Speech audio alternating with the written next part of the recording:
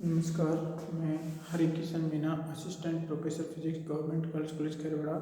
Electricity and magnetism की ई lecture में आपका स्वागत है। इस लेक्चर में हम लोग पढ़ेंगे धारा घनत्व और धारा घनत्व तथा अभिवाह वेग का संबंध।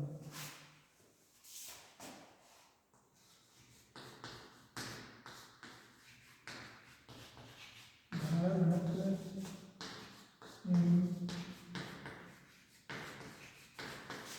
अभिवाह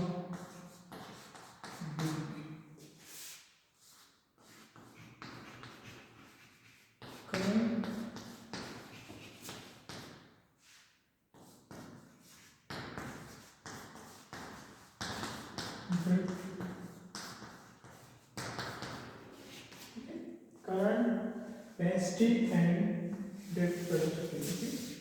सपोज करो हमारे पास में ये कोई चालक है, ठीक है। इस चालक से आई करंट प्रवाहित हो रही है। इस चालक का हम लोग कोई कार क्षेत्रफल ये लेते हैं। ये कार क्षेत्रफल ये कार क्षेत्रफल ए लेते हैं इस चालक का हम लोग, ठीक। ये इसका कार क्षेत्रफल लेते हैं। माना कि इस चालक के अंदर, ओके, इस चालक के अंदर जो हमारे इलेक्ट्रॉनों की जो संख्या है, ओके, क्योंकि चालक के अंदर जो चालक होता है, आवेश वाहक होता है, वो हमारे पास इलेक्ट्रॉन है और उसका जो घनत्व है वो हमारे पास में n है, ठीक है। n क्या है? n हमारा n आवेश घनत्व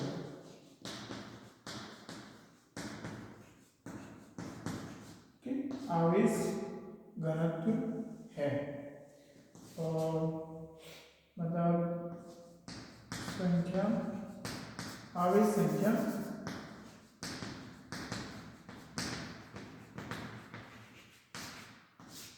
आयतन, ठीक है। मतलब एकांक आयतन में आवेश या जो भी हमारे पास आवेश क्या है इलेक्ट्रॉन के रूप में है, तो इलेक्ट्रॉनों की संख्या है ये। आवेश घनत्व है, आवेश संख्या घनत्व, आवेश संख्या घनत्व, आवेश संख्या घनत्व।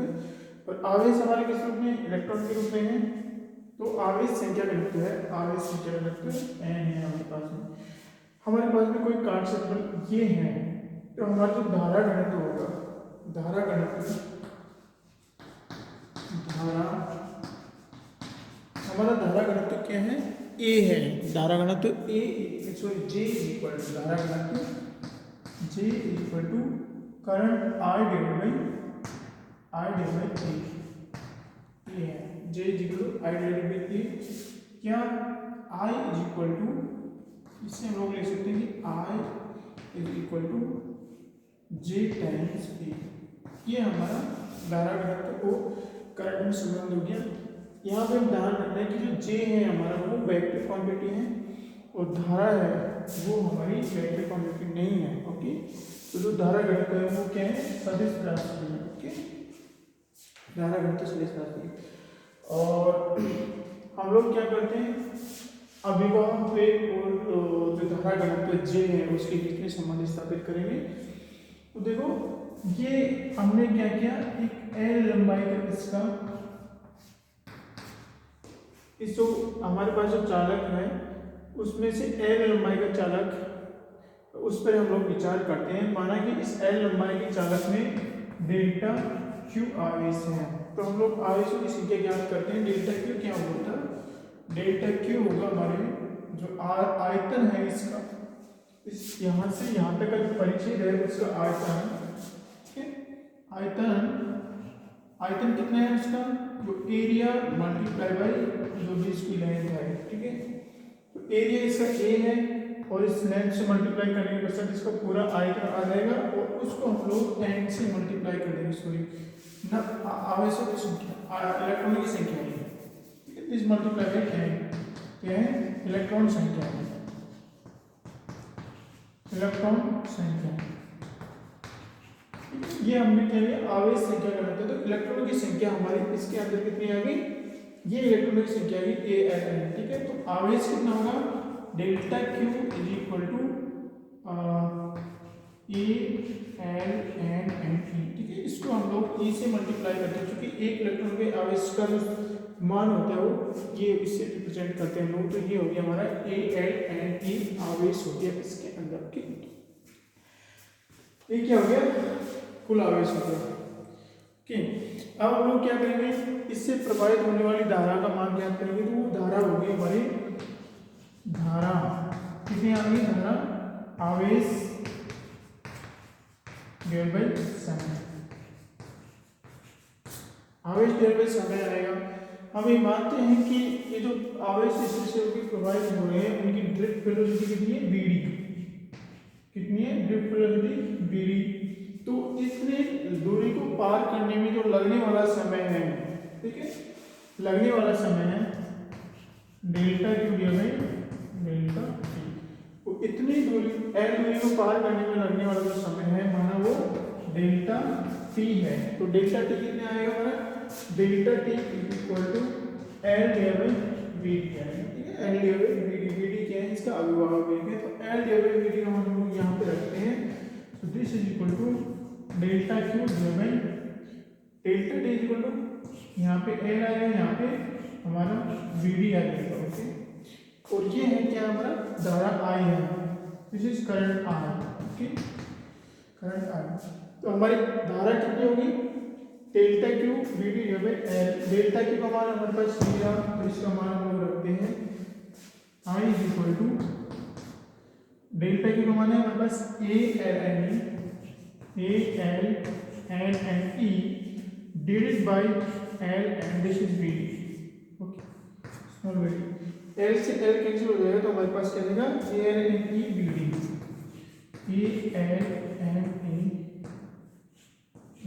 ओके। ये हमारे पास में धारा आ गई, ओके। धारा I इज इक्वल टू कितना आया हमारे, I इक्वल टू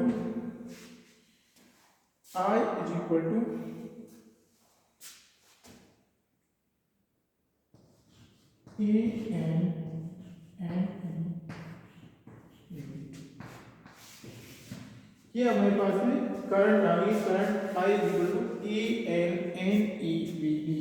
ए है हमारे पास आयतन है जो भी लेंथ है, HT है हमारे पास में कुल आवेश की मात्रा, और VD है हमारे जो भी है इलेक्ट्रॉन का अभिभाज्य वेग है वो है, ठीक है। अभिभाज्य वेग को बोलते हैं ड्रिफ्ट वेलोसिटी। यहाँ से देखो I is equal to JA है और I is equal to this thing, दोनों को हम लोग क्या करते हैं, इक्वल कर देते, क्योंकि दोनों बराबर है तो हम लोग इसको बराबर करते हैं। तो this JA is equal to ALNEBD, ठीक है। A से A कैंसिल हो जाएगा तो हमारे पास J इज इक्वल टू कितना बचता है, A से A कैंसिल हो जाएगा इक्वल टू LNE, सॉरी यहाँ पे हमारा L भी कैंसिल हो जाता है, ये L से L भी कैंसिल होता है, L नहीं रहेगा यहाँ पे, ओके, यहाँ पे L नहीं रहेगा, okay. So J is equal to this thing and J is equal to NEBD, या J और BD के बीच में संबंध है, ठीक है। अर्थात अगर हमारे पास में इतने जो हमने एरिया कंसीडर किया है या परिसर कंसीडर किया है उसमें NE आवेश की मात्रा हो तो VD टाइम्स ऑफ दिस धारा घनत्व होगा, ठीक है। क्या हम लोग इसको इस प्रकार से लिख सकते हैं, किस प्रकार से कि VD is equal to J by NE।